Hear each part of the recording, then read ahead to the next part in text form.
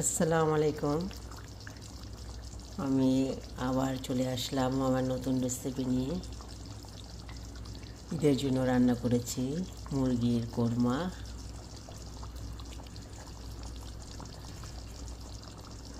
আমি দই দিয়েছি, আদা রসুন পেঁয়াজ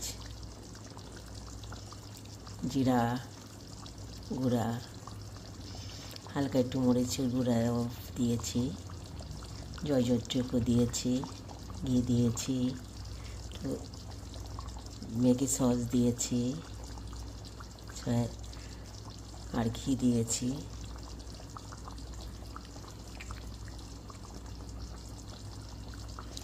তারপর দুধ দিয়েছি আমি।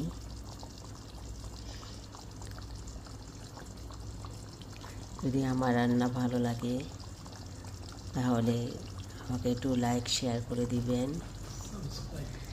আর আমার ইউটিউব চ্যানেল আছে, টাইম দিয়ে সাবস্ক্রাইব করে দিয়েন।